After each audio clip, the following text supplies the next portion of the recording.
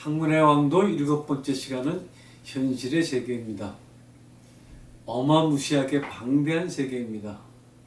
우리 모두가 뭔가를 열심히 하는 것은 모두 이 현실의 세계에 잘 적응하기 위해서일 것입니다. 누구는 산골짜기 오두막에서, 누구는 바닷가 저택에서, 누구는 빈민촌 학교에서, 누구는 멋진 빌딩 내 사무공간에서 현실의 세계에 막 부닥쳐서 하루하루를 살아가고 있습니다. 현실의 세계는 누구 말대로 그야말로 천차만별 요지경 속의 세상입니다. 세계 인구 77억 명이 각자마다의 어떤 세계 속에 살고 있습니다. 한 사람 한 사람 소중하지 않은 삶은 없을 것입니다. 그러나 현실은 이론 이상과는 달리 냉정하고 냉혹한 세계입니다. 부모와 주변에 기대어 사는 삶은 잠시이고 대다수는 스스로의 삶을 개척해 나가며 오랜 세월을 살아가야 합니다. 모든 인간이 겪게 될 가장 기본적인 원초적인 스트레스는 무엇이 있을까요? 이 스트레스들은 어떻게 진화되어 오늘날까지 왔을까요? 현실의 세계는 여기서부터 시작을 하겠습니다.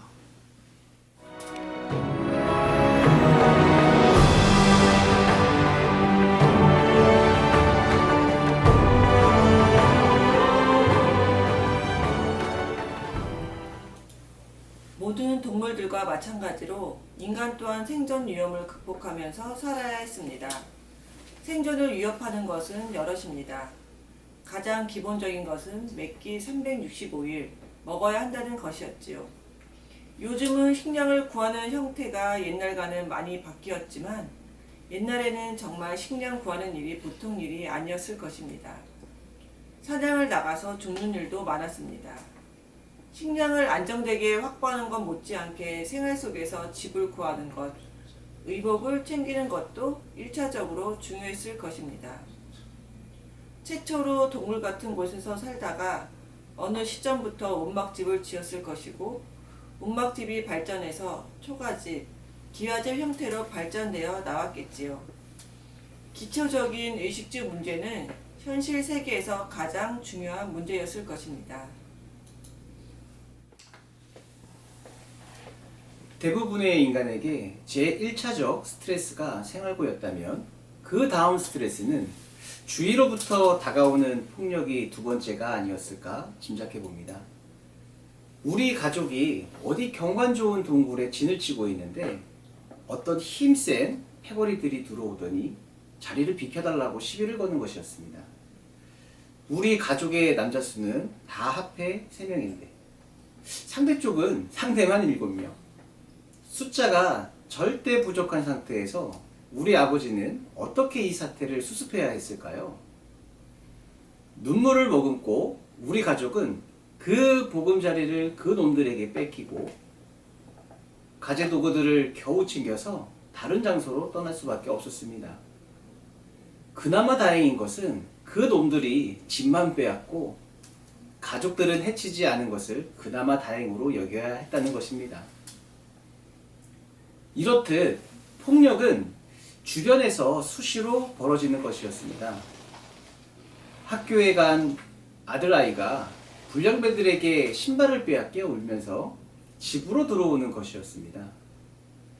지금도 어린아이들 사회에서는 누가 공부를 잘 하느냐보다 누가 우리 학교 주먹 짱인가가 1차적 관심인 것이 많습니다.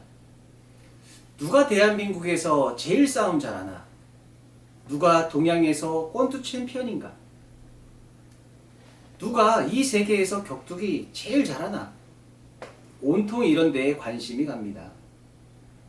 어느 나라가 최고로 강한가? 전쟁하면 누가 이기냐? TV는 온통 싸움하는 이야기들로 가득 차 있는 게 현실입니다. 그런 와중으로 사람들하고 만나 연애도 하고 취미활동도 하고 학교도 다니고 부모님 일하시는 거 거들기도 하는 게 우리들의 생활입니다. 현실의 세계에서 가장 귀가 번쩍 뜨이는 것들은 첫 번째, 누가 예쁘네, 멋진 사나이가 어디에 산다더라 하는 얘기들. 두 번째, 누구네 집이 벼락부자가 됐다더라 하는 얘기들. 세 번째, 누가 어느 콩쿨대에서 입상했다더라 하는 얘기들. 네 번째, 누가 학교 오다가 사고가 났다더라 하는 얘기들. 다섯 번째, 어느 대학에 가야 사람 대접을 받는다더라 하는 얘기들. 대체로 이런 것들이 우리네들의 기본적 관심사항이 아닐까 여겨집니다. 인간 세계가 대단히 복잡한 것 같아도 자세히 들여다보면 원시 버전에선 그다지 많이 변한 것도 아니라는 느낌이 있습니다. 여전히 인간들은 첫째, 생활을 풍족히 해야 한다는 기본 생각들. 둘째, 스스로의 안전은 스스로 챙겨야 한다는 생각들. 셋째, 좋은 직장을 갖고 돈을 벌어야겠다는 생각들. 넷째, 멋진 연애를 해보고 싶다는 생각들. 다섯째, 긴 인생을 지루하지 않게 재미있게 살고 싶다는 생각들. 여섯째, 본인과 가족들이 건강히 잘 지내야겠다고 생각하는 것들입니다. 이렇게 대충 대여섯 가지 정도가 기본 관심사항이 아닐까 여겨집니다. 생활을 풍족하게 해야겠다는 원초적 욕구는 현대사에 와서는 물질 문명과 자본주의로 특화되어 나타났습니다. 사람들의 원초적 욕구인 식량을 쌓아두는 습관은 자연스럽게 자본주의를 만들어내었습니다. 자본주의는 인간 본성에 기초한 사회 시스템인 것입니다. 유능하고 지혜로운 아버지는 가뭄과 재난에 대비해 창고에 식량을 쌓아두는 것을 당연히 여겼을 법합니다. 비상식량으로 누가 쌀을 꺼달라고 하면 목숨을 건져주는 대가로 고리에 이자를 붙이는 것도 이해가 되는 시스템이라 할 것입니다. 문제는 창고에 저 많은 쌀들이 어떻게 해서 형성되었느냐 하는 것인데, 아버지와 가족들이 열심히 농사져서 형성된 것이라면 문제가 없지만 남의 것 도적질한 것이거나 남의 피눈물을 수탈한 것이라면 문제는 달라지는 것이었습니다. 좋은 직장을 갖고 돈을 벌어야겠다는 생각도 최초엔 좋은 직장이라 해봐야 농사 짓는 것, 가축 키우는 것, 어부가 되는 것, 집 짓는 목수하는 것 등 그 가지수가 불과 100여 개 정도 되던 시대에서 점점 가지수가 늘어나 1000여 개로, 더 세분화되며 늘어나서 만여 개 정도로, 현대 사회와서는 10만 개, 100만 개까지 직업 종류가 늘어나게 되었습니다. 어떤 직업을 갖느냐로 그 사람의 인생이 다 보인다 해도 과언이 아닌 시대가 되었습니다.